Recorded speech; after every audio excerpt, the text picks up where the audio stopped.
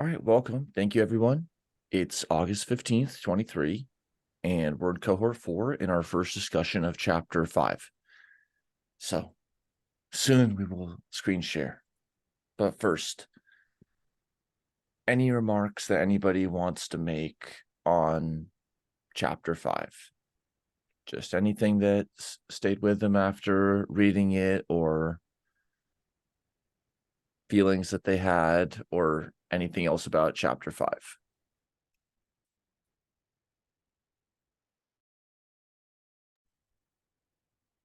I will say that I found this to convert, and conversely to Chapter 4 being rather mathematically dense. This one is a little bit more neurobiologically dense, at least for those who maybe are new to thinking about the relationship between this and areas of the brain. But I did appreciate in this chapter there was much more on precision, which we didn't get too much before, even though it was brought up many a time in preceding chapters. And I really appreciated the relationship between that was made between different forms of precision and different neurotransmitters and neuromodulation. I found that to be very interesting and helpful, and maybe kind of reinforcing the idea of like they're not just probability distributions here, but also precision of each, or like confidence in each probability distribution. So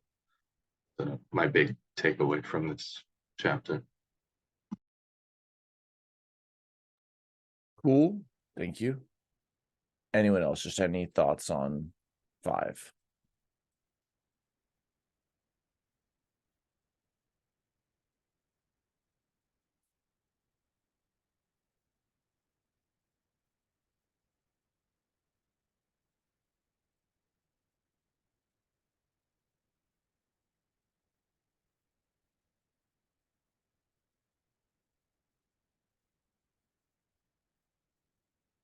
Any other thoughts, or any question that somebody wants to lead with, or we can just explore the chapter and look at some written questions?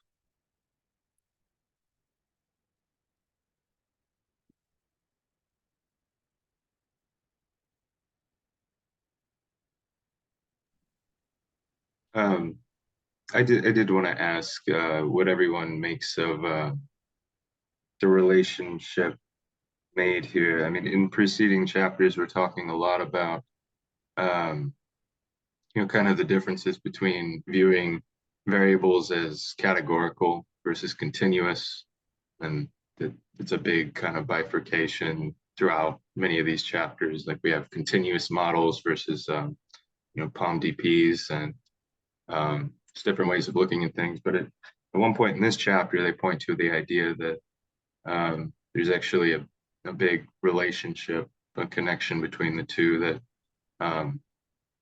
maybe what's going on in the upper levels of, say, the brain, cortical regions, and so on, is that they're working with categorical variables, but in a way, it's not simply categorical variables, but rather these are like looking at discrete trajectories that the continuous variables could take.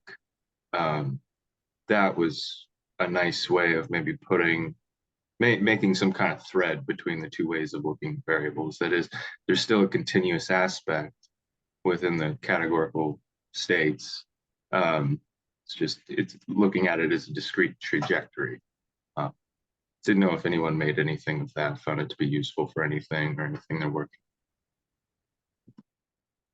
Cool, thanks. Darius, then anyone else? Yeah, it's not so much a comment on the previous point about discrete versus continuous variables.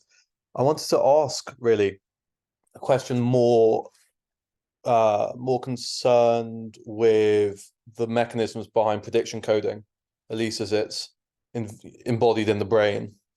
I can understand this idea of sort of the shuttling up of prediction errors and the shuttling down of expectations. I guess, Daniel, my question is, we kind of just take this idea that prediction errors arise for granted. Something I've been trying to kind of wrap my head around is, to what degree is that a kind of just immediate mismatch between the priors at one layer and the incoming sense data, or is it that there's some Bayesian inference required to even compute the prediction error? So, I have a prior X, I compute variable Bayes to work out the probability of my prior given Y. Is that, in a sense, that distinction between the prior and the posterior, is that what is constituting surprise? Or is it just the pure sense data coming up the chain, which then is discordant with my prior X, if any of that makes sense? Yeah, a lot of angles on this. Just first, very briefly, yeah, this hierarchical hybrid type of model where the higher levels of the system are discretized and then the lower levels are kind of like where the rubber hits the road as being more continuous. That's a motif that comes up like again and again. For example, in Ryan Smith's et al.'s work, Livestream 46, active inference does not contradict folk psychology. This is a common motif. And a big reason is that counterfactuals are not really so clear in a continuous setting. Like if there's 3 discrete choices, you can really quickly talk about the tree of all choices. But if it's just like a cone of options, you could take like an infinite amount of paths, because technically even paths that are only one, infinitesimal apart in the continuous space are still distinct trajectories. So in the continuous time, you don't really get a kind of explicit planning or explicit counterfactual. And so in order to deal with cognitive decisions, which often are categorical or discrete, or deal with like explicit symbolic actuals, then you need some kind of discretization. And yes, the good news is that they work well together, and that gets revisited in chapter 5 in practice when all of the different neural models are going to get brought together and shown that there's no issue with the continuous model here and the discrete model up here. And then also comes back in chapter 8. Okay, about mechanisms of predictive coding in the brain. Well, it's interesting to look at the first words in this section. Chapter 4 gave us a lot of general information about variational inference, about generative models, essentially following from free energy principle. In this chapter, we focus on the process theories, which are explicitly about a system of interest. So whereas a principle can't be falsified or not, it's just it's something that is in the realm of decisions that you take towards modeling. Process theories are more in line with scientific hypotheses. They're actually like kind of living and dying with empirical evidence. But the amount of empirical evidence for any given statistical model in the brain has nothing to do with whether the principle is valid or not.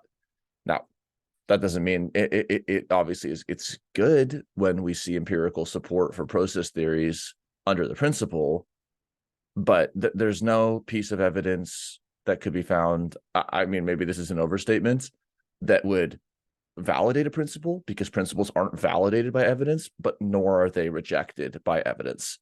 However, it's super interesting to connect them to specific systems.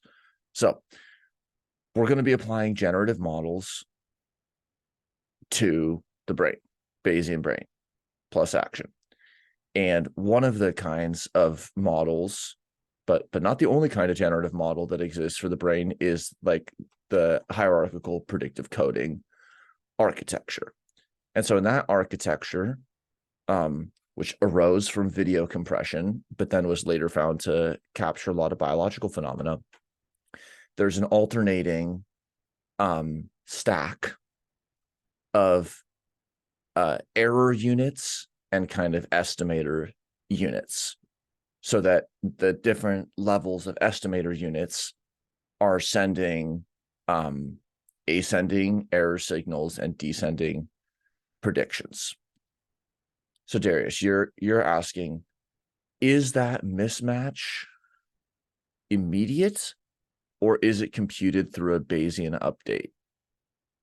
I mean, is that the question? Yes, basically. Well, the trivial deflationary answer is Bayesian updates happen in Bayesian statistics. So if you want to make a statistical model that calculates an exact mismatch, or if you want to have it do Bayesian updating, that's about the map, not the territory. So we're already lifted away from what the system's already doing. In this chapter, in the motor unit here, it is just a direct mismatch. Descending predictions of the mean incoming proprioception, and it's just a simple differential. But that simple, but there's no reason why you couldn't make it slightly different. Like you could have, I mean, you could do anything with the Legos. That doesn't mean it would be more effective or give unique explanations or predictions. But in its simplest form, which is embodied here, it is just a differential denominated in units of the measurement. Could you do a Bayesian update? I mean, could this variable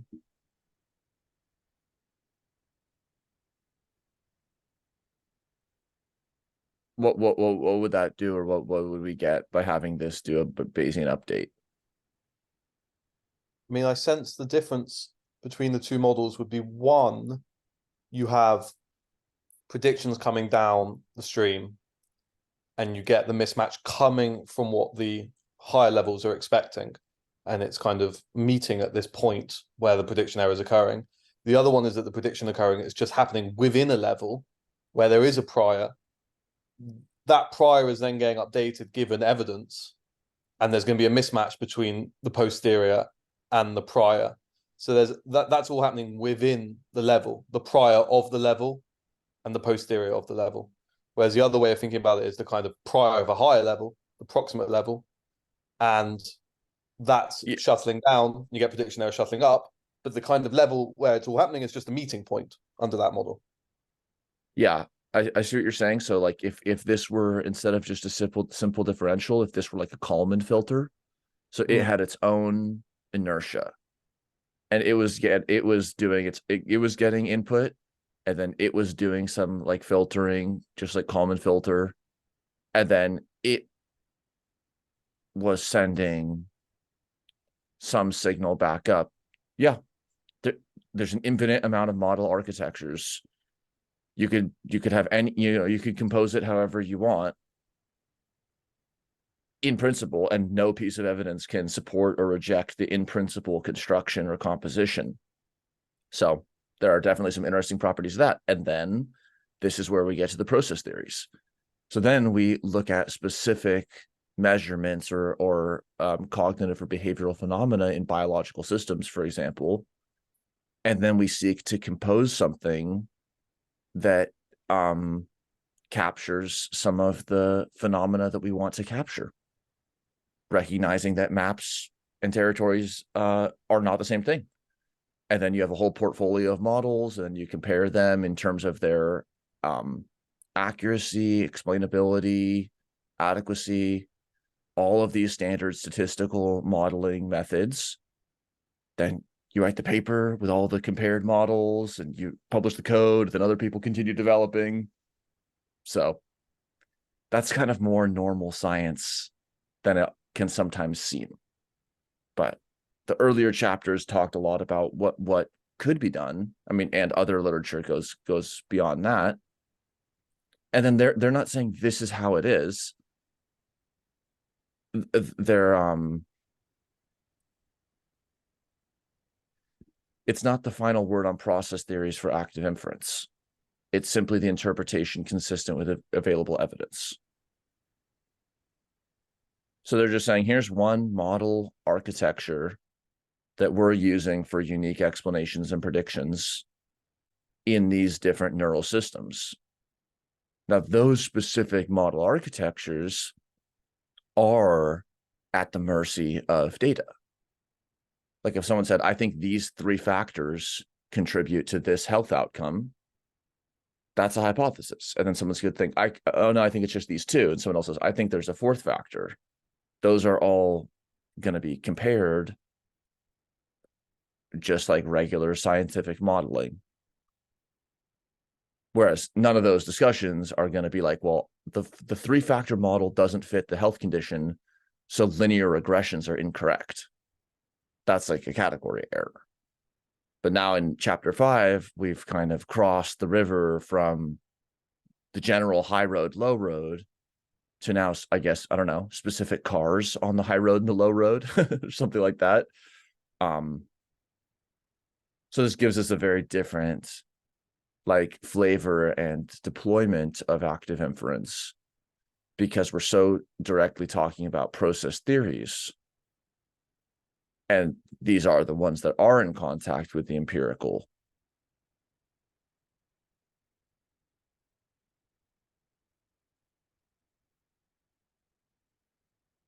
Any other thoughts or questions on this?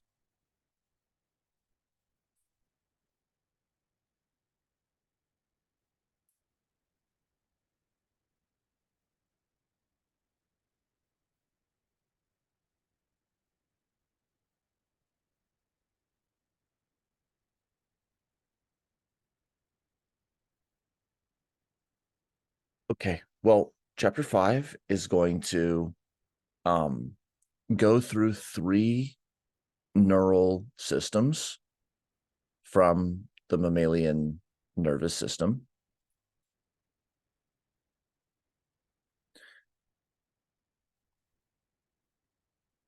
And in the end, it's going to be kind of a frontal cortex,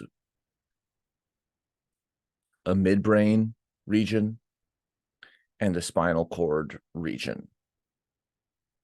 And the chapter is going to introduce these 3 different models, which essentially cover some connected, though distinct, cognitive phenomena. And those 3 systems are going to be considered separately. And then it all gets built up to figure 5.5, which composes these 3 systems and starts getting you towards that whole iguana. So this is like how functional composition for these kinds of generative models works. We're not going to go into the whole category theory elements of compositionality here, but it's just encouraging to know that the generative models that somebody makes are able to be synthesized and play nicely together. So you could also compose one of the brain, and then you could compose one of a computer, and then that would be your human computer interface. Or you could have 2 humans, and then that would be your communication system. And so that kind of model compositionality is a very nice feature that chapter 5 makes kind of an understated argument in support of. Hi, Ali. Okay. 5.2, microcircuits and messages. Any overall thoughts, or anyone want to like give a summary on what they read or what they were left with from this section?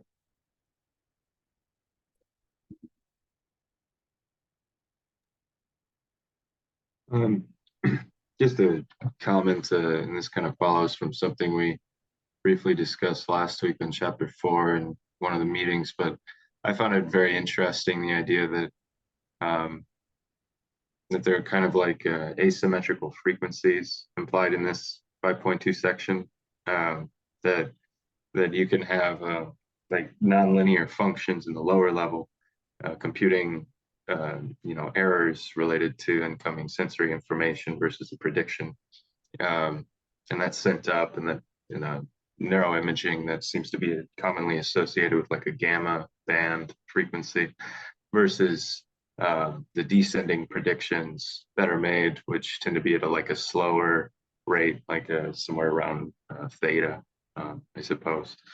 And so it's just, it felt like this was giving a little bit more concreteness to predictive coding and saying like there are differences in frequencies, there are various functions, there are differences here. It's not as simple as taking a simple vector of predictions from the upper layer and then sensory information, and just doing some simple subtraction, right? The actual minus the predicted. It's rather that there's different speeds of information movement here and different components, different parts, and different ways you could potentially model it. Awesome. Yeah, and one short note I'll add there and bring into the notes.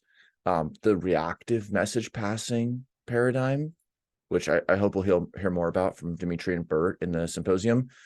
These are computational implementations where different nodes in the graph can update at different frequencies. So it's perfectly amenable to that. Darius? Yes, I mean it's in this section, so it's page 87. Yes, yeah, you were just there. If you go down a little bit. Yeah, this is that where it is? It's above the middle schematic. Oh, then yes, perfect. So if you just leave it there. I think this is exactly what I was talking about, which is, it says here, in the sort of the middle part of the bottom paragraph, the ascending output from layer 3 superficial pyramidal scale cells, blah, blah, blah. So that layer is shooting prediction error up. Then you get the descending input represents a prediction from the higher level, presumably, while descending output is a prediction for the lower level. So I think that is kind of maybe worth unpacking, because I mean, there seems to be a lot going on, and a lot of predictions going down and prediction error going up. So it would be good just to get some clarity on exactly where all this is happening and, what layers we're exactly talking about here. Yeah.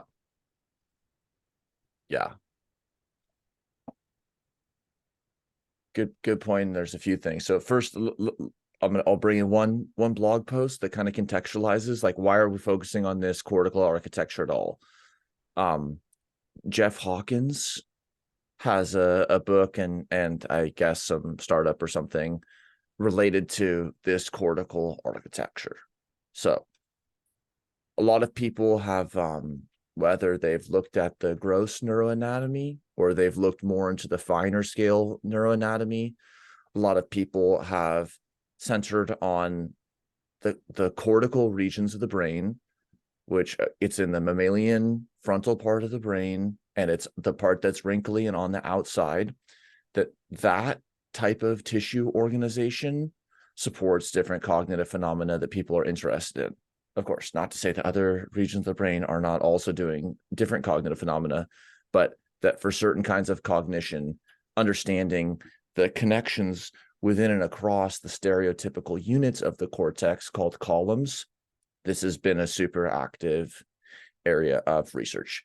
Now, a really important note is that while there are 6 layers, so-called 6 layers in the cortex, these 6 layers are histologically defined, basically. So they're defined on tissue properties, like what you can see under the microscope and like gene expression, things like that. This is not a 6-layer sandwich with prediction error 6 times. So this is not a 6-level hierarchical model. This is actually but now this does have a hierarchical modeling, but if you look at the subscripts or the superscripts, we see I and I+1. So actually these 6 histological layers together are composing like kind of a single multi-scale jump. And then the idea is that across cortical units, because they also signal laterally, not just within the column, higher nested models could be constructed cognitively. But this is not like a 6-layer nested model. It just happens to be the case that this tissue has these 6 laminar histological layers. Okay. So the layers with numerals, these are just anatomically defined. These are not statistically defined at all. And on the left, the anatomy of this column, stereotypical column, is shown. And each of these nodes represents like a cell population. So not necessarily just a single cell, but perhaps like a group of cells that have some similarities. And like the SP, DP, SS, II, these are like different cell populations. And this on the left is showing their empirical anatomical connections. That's not to say that's all of their relevant connections, just like there's a subway map, and then also there's footpath. So there's bioelectricity, there's neurohormones, there's a lot more in play. But this is just the wiring associated with these cell populations. Okay.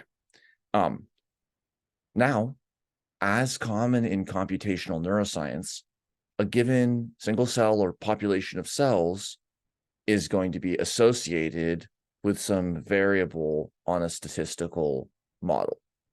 And here we basically have 2 main letters. So first, the tilde means through time. The 2 main letters here are the mu and the e. The mu is like the mean estimate, and the e is the error signal.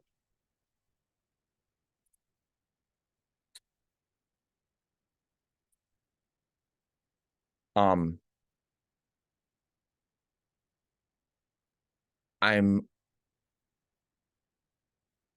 a little bit not sure why G is being discussed here rather than mu. Ollie, do you have a thought on this? Yeah, actually, I guess that's because you see, based on Solm's framework,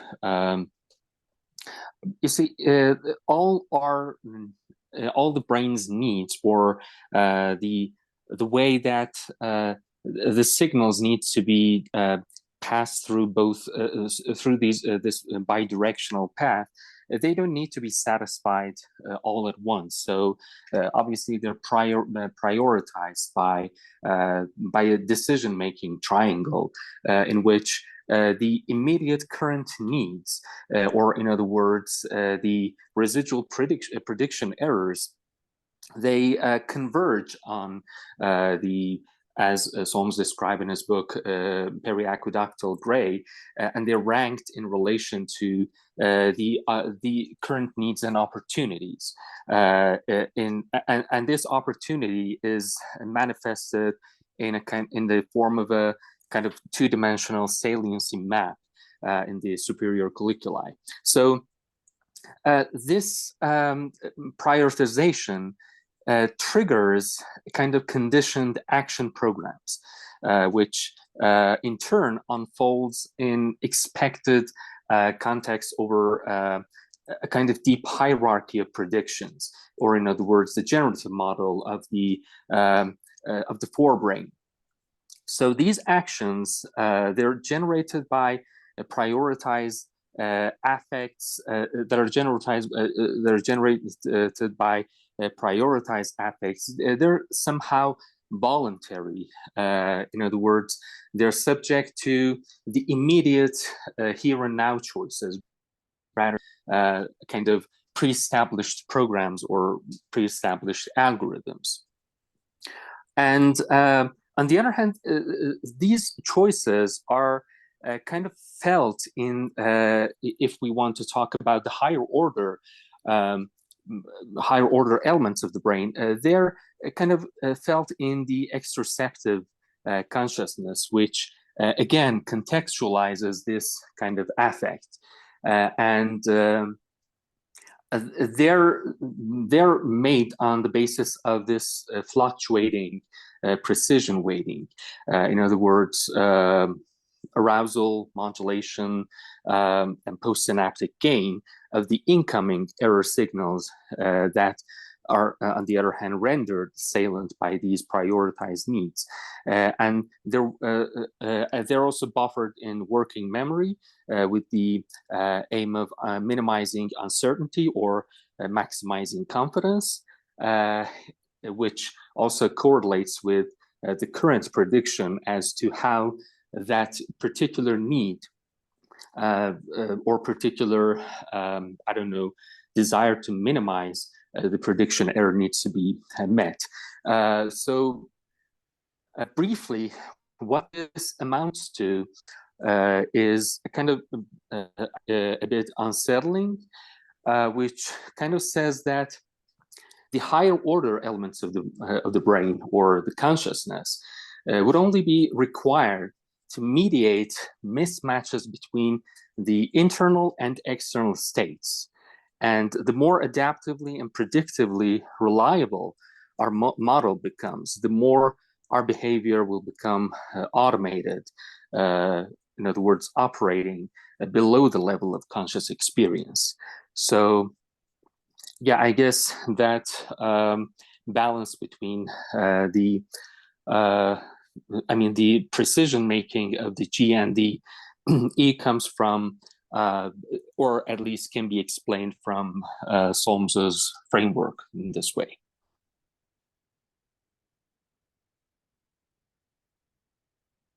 Awesome.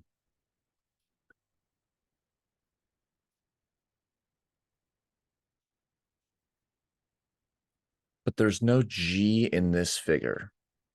Well, here's G. Here's the full descending G. So just like the knee bone's connected to the leg bone and all of that, ascending and descending are relative to obviously which node we're talking about.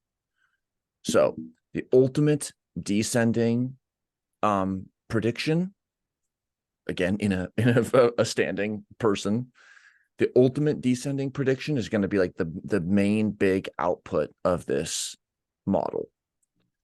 And that's what's going to it's not shown here, but it's what is the full output of this whole column is this G.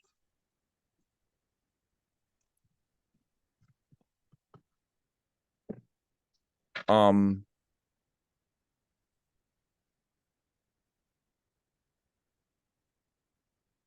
mean, there's so many. Oh yeah, I'll go for it. No, I just wanted to add another point here, which you see, these kinds of errors. Well, the word error can somehow connote negative means. I believe in the free energy principle framework or active inference framework, or at least Mark Solmes's interpretation of it.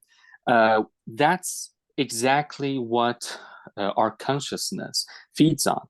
So, in other words, the surprisal, the consciousness, as I said, is only needed, roughly speaking, in situations where surprisal needs to be minimized.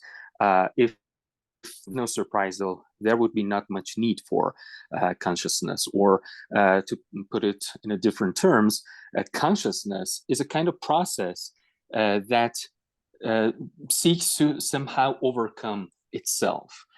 So these kinds of error are essential for any higher order activity of the brain, be it I mean, consciousness, decision making, or any kind of higher order activity. So it would never be exactly equated to zero, because that would basically mean to go unconscious and to not have any higher order activity in the brain. So this also maps onto Anil Seth's theory of consciousness as a kind of process that seeks to minimize the surprisal.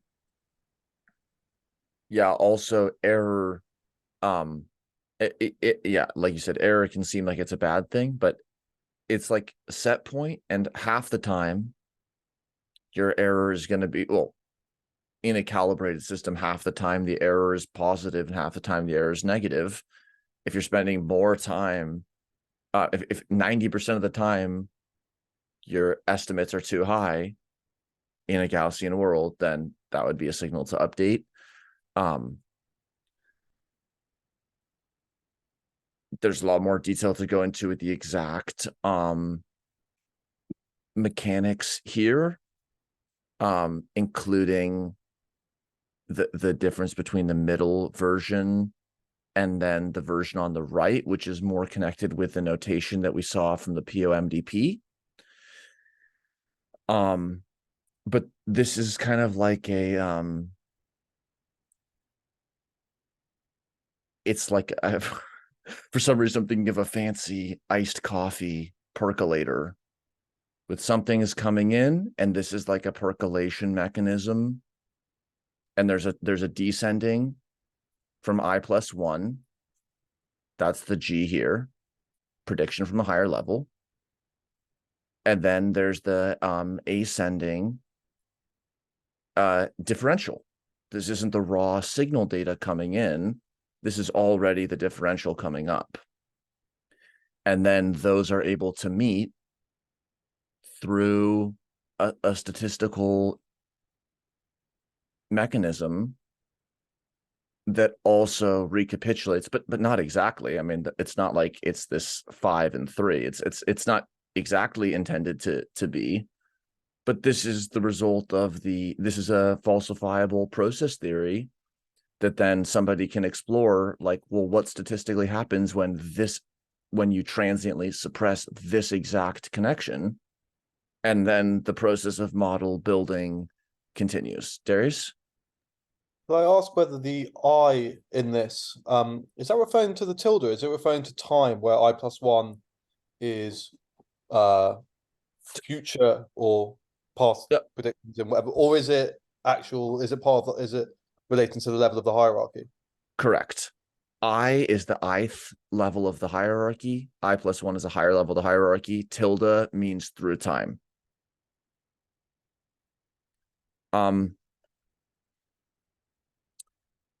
Now they're going to abstract a little bit from this 6-layer showing all the nodes. So here we still have 1, 2, 3, 4, 5, 6 with figure 5, or I mean, with layer 4 being shown. Now it's being clarified how things falling in my room. Now it's being clarified how here we have I-1, I, and I+1. So these are 3 cortical columns that are next to each other. And now those 3 cortical columns are able to actually instantiate a 3-layer nested model. So it's almost like we get the vertical stacking through horizontal concatenation or composition, where the outputs of one column can be errors like here from I. And also notice that that they're not bound within a column. Here's I-1, and then the error unit of I. Then the mean and the error units of I, and then the error units of I+1, and then the highest nested layer on the right, which is only sending descending predictions and getting the highest level ascending predictions.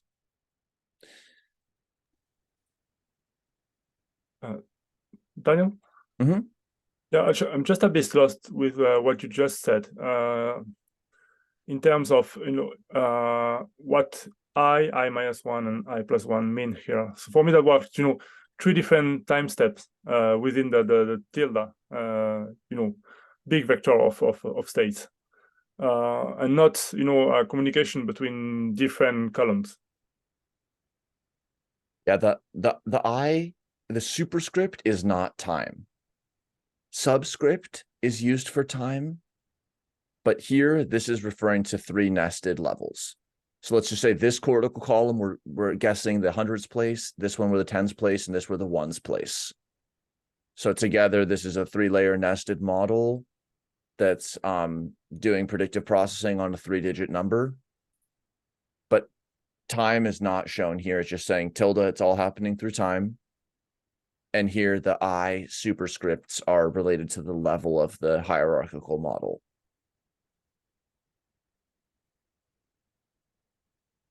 Okay.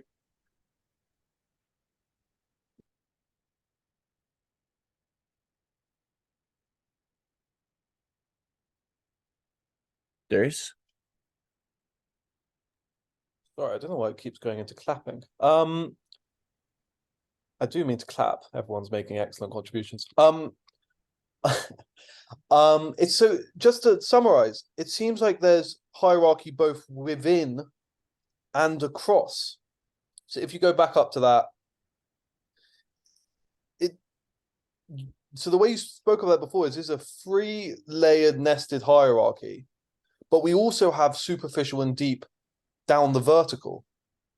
So it's a very general question, but why is this computationally efficient to have both vertical and horizontal hierarchies? Why can't we just shuttle predictions and prediction error across one dimension? Yeah, well, as stated, this, though it has 6 tissue layers, is really like, this is like a minimal multi-scale model. You could make a model, you could make a predictive processing hierarchy that's like a skyscraper and just simply has 3 on top. But it just turns out that this is actually capturing the structure of the brain. So I guess what I mean is what's gained by it makes complete sense. I mean, whether it's vertical or horizontal, I think is a moot point, because it's just it's just way of, I guess, picturing it. But what's gained by having 2 dimensions rather than 1? So what I mean by that is what is the function of the verticality, the deep and superficial verticality, if ascending and descending predictions is compensated for or accounted for by the horizontal axis in this picture, in this diagram? Yeah, one answer is that the histological verticality, let's just say, the fact that there's multiple layers of tissue, gives you a really nice packet or motif that has both the units that you need, the mu and the e. So it has the 2 pieces that you need. So you could have your workshop with just a bunch of mu's and e's, and then just compose it however you needed it, without caring if you're reusing motifs. But if we construct a motif like a cortical column that's able to do what it does by itself, and also contribute to more nested models just through a diagram and combining them like this, it just makes a scalable, reusable motif that's developmentally plausible and actually has support in neurobiology. Olivier, and then Javier. Yeah, even the horizontality here, Morton think about different areas in the brain. that could also be seen as a hierarchy, vertical hierarchy between, a lower area, like, V1, V2, and V4 in a visual system. So we will have, both verticality within, each of these area, and, a more general connection between areas in which you have a more and more complex invariant message. Yes. You could coarse grain, and you could look at other neural systems in terms of message passing and hierarchical models.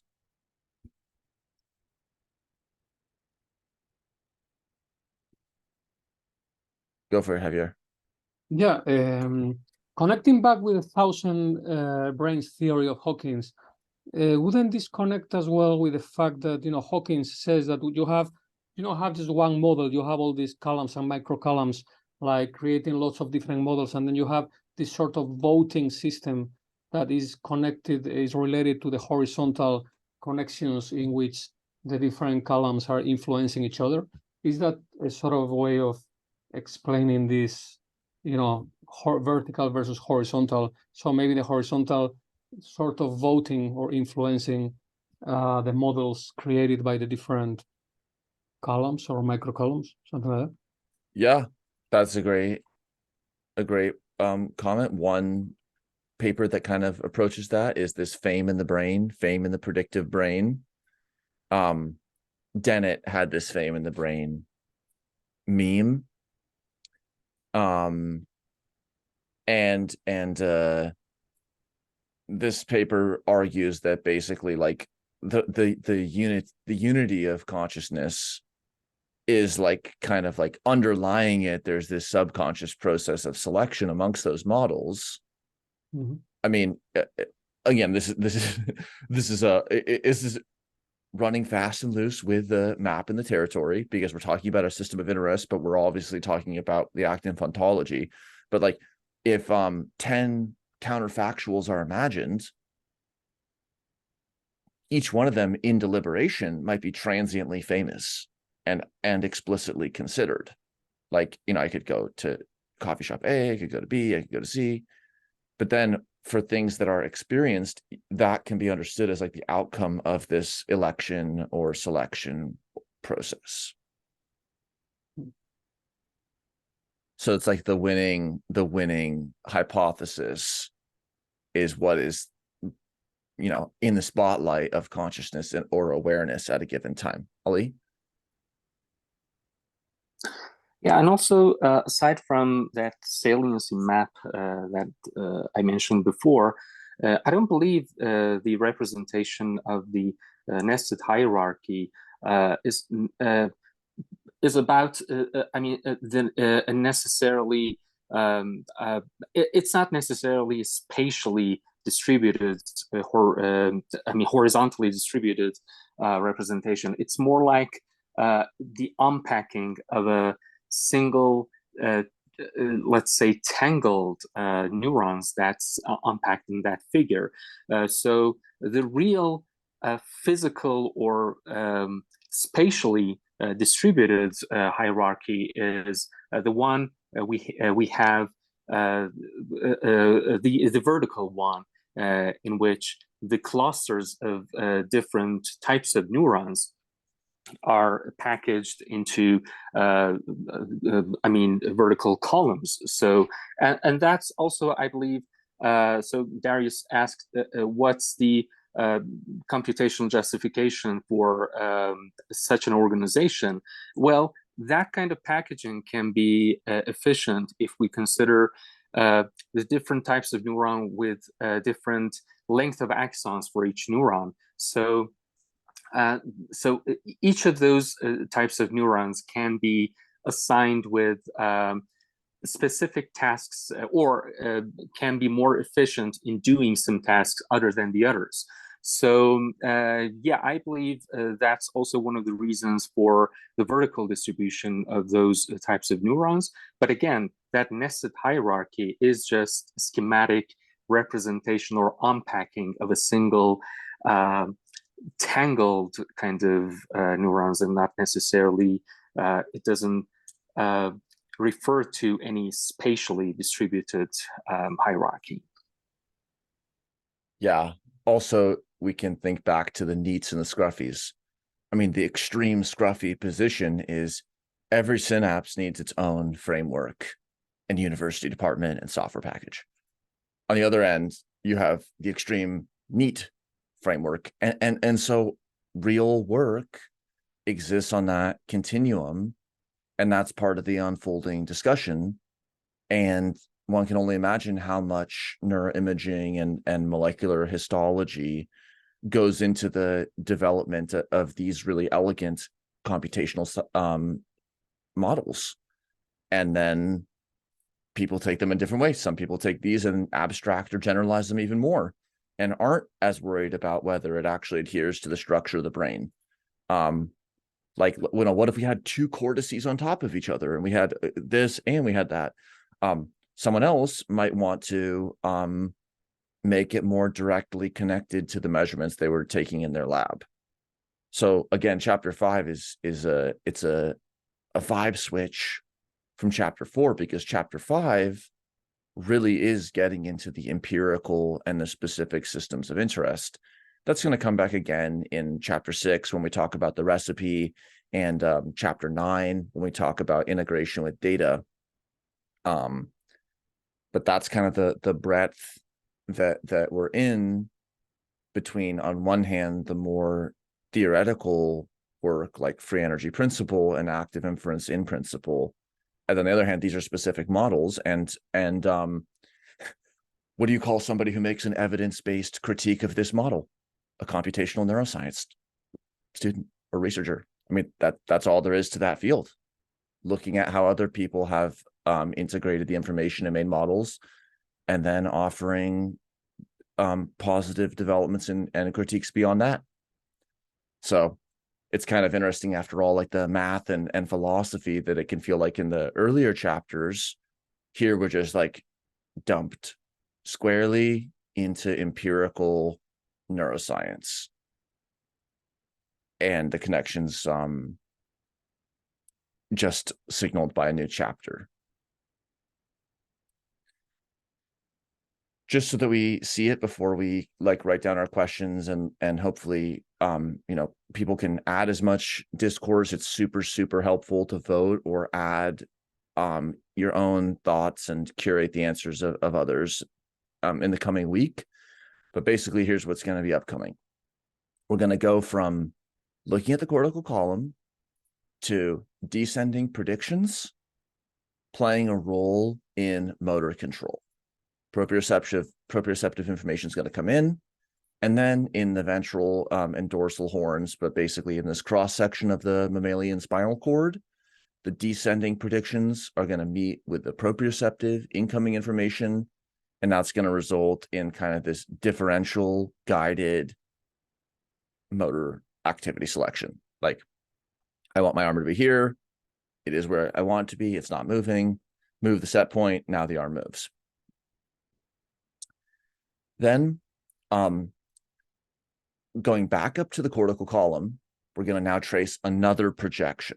So not just a projection to the spinal cord, but also cortical layer 5, targeting some deep brain structures like the striatum and other aspects of basal ganglia.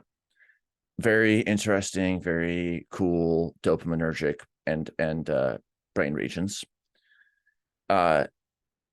Several topics and cognitive phenomena are discussed that the midbrain regions are important for. Here in figure 5.4, we also talk about policy selection and the direct and the indirect pathways of policy selection, one of which, the indirect, is basically a pass-through on habit, and the other, the direct pathway, involving an expected free energy calculation, so thus updating prior probabilities on policies, habit, updating that according to the expected free energy of policies, which is to say their epistemic and pragmatic value.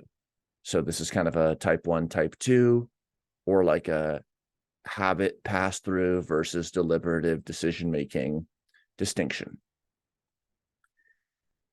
Table 5.1 provides some empirical work connecting different computational variables to neurotransmitters. Of course, neurotransmitters do different things in different brain regions, different synapses, different contexts. This is the neat and scruffy again. We could have a framework for every single specific neurotransmitter, or we could just say all neurotransmitters are the same, and this is somewhere in the middle. This is saying we can actually understand some uniquely valuable insights and unique predictions from associating different neurotransmitters in certain contexts with different computational roles.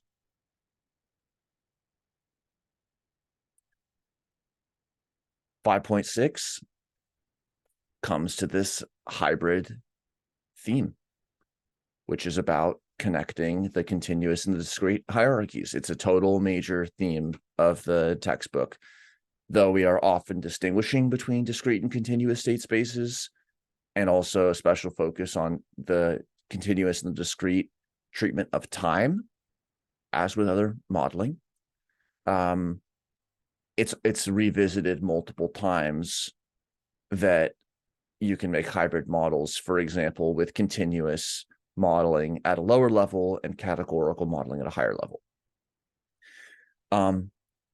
Finally, in the closing pages, they stitch together all three of the systems that were introduced. So the descending signaling coming from the cortical column, on one hand, going down to the motor selection unit, however, also going down to the behavioral planning and selection components. And in fact, those behavioral selection and planning components then re-entering into the cortical so that the action can be decided. So just one example of compositional cognitive cartography and bringing together different modeled subsystems of interest and using active inference to integrate diverse cognitive phenomena. And that's chapter 5. Any last comments?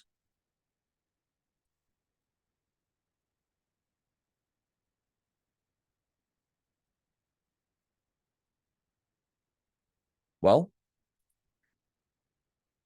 next week will be our, it's the symposium. So hopefully people can view it or rewatch it. Then it'll be our final discussion on chapter 5. And the following week will be an unrecorded session for like feedback. We really need everyone, truly. So we will be especially interested to hear everyone's feedback with this anonymous feedback form for people's suggestions on how to develop and improve. There's many notes. So it for those who want to stay active and leverage their contribution, reading what people have already suggested, which is quite copious, and then curating or adding it, and then maybe even finding a place where like you want to continue to get more involved in the coming months and years. Then we'll take some weeks off and then restart the second half of cohort 4 with chapter 6. Meanwhile, start cohort 5 from the beginning of the book. And the work goes on. Okay. Thank you, everyone. See you next time. Thank you, Daniel. Yeah. Bye. Cheers then. Bye. Thank you.